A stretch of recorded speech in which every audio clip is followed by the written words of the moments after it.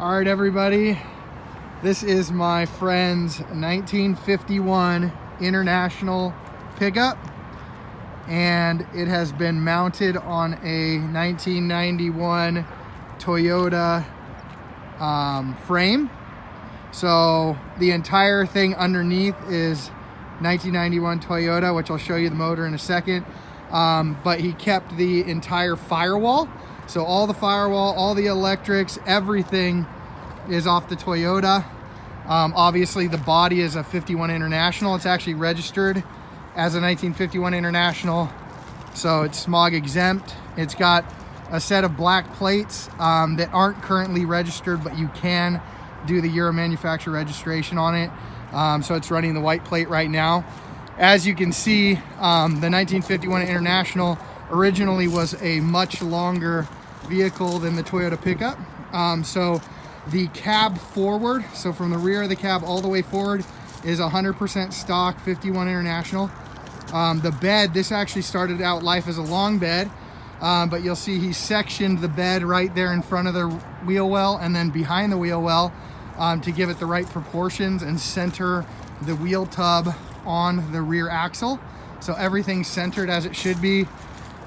And all the emblems, hood emblem, lights, everything is a 51 International. And he had these wheels made for the truck, and there's spacers to get it to the right offset so it doesn't look terrible on the inside. So in the rear, if you wanted to, you could definitely make some custom wider wheels and get all the meat to the ground, but it was basically a reliable daily driver project, and the thing obviously runs like a 91 Toyota and there's literally no issues. So as you can see on the inside, it's all 51 International. There is the stock Toyota firewall, steering column, even the HVAC controls, everything's 91 Toyota, wiring, everything, and it all works as it should.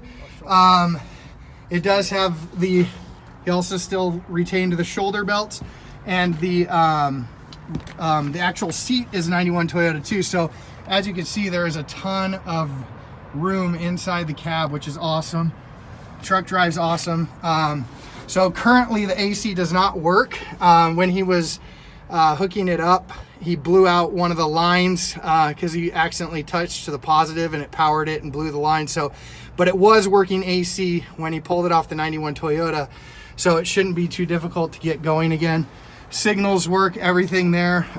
It does not have wipers currently, but it does have the 91 wiper motor.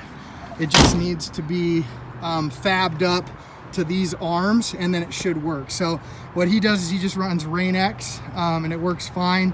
And then the only other thing that I think the truck needs is windows. So these are currently Lexan windows. They stay in place, they keep water out, it keeps nice and warm in there. As you can imagine, your body heat warms it up, but you do have a heater anyways. And so it keeps all the water out, but it would be about $100 to get glass ones for it. And then all the tracks are still there. They actually work, they roll up and down, but the Lexan falls out of the slot because it's not the right thickness. So you might want to get glass windows, but it works perfectly fine as is. And we've had it in the raining season this whole time and no issues there. So as you can see, the truck has some really nice patina on it. This is actually not rotten at all. It's just surface patina. There's hardly any rust. Pretty solid body, and he did an amazing job sectioning the bed, and you can see the whole truck right here from this shot. So I mean, it honestly, it looks almost completely factory International, which is awesome. The other thing, because it's on the stock Toyota frame, he had to modify the bed floor. So the bed floor is actually raised to sit on top of the frame, and then like I said, it's sectioned right there and then over there as well, to get it to fit correctly.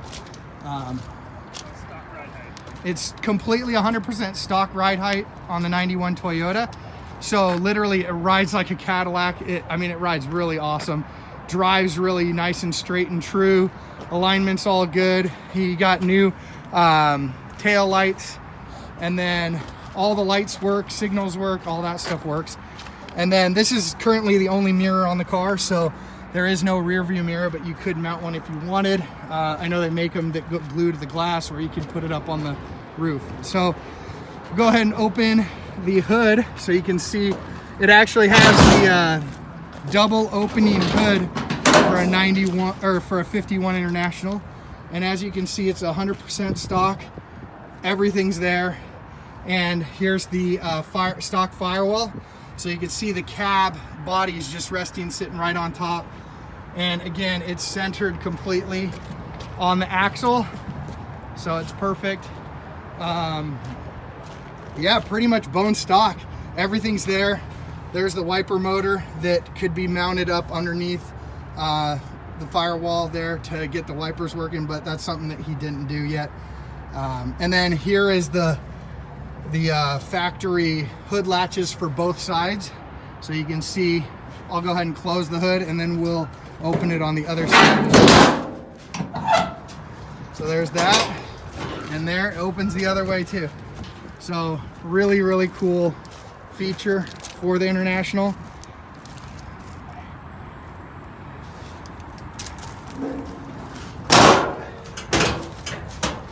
So I hope you like it.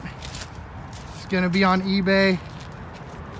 One more thing to add, the all the original Toyota cab mounts were cut off the frame and relocated to hook up to where the International cross supports need to be. So they retained all the factory mounts.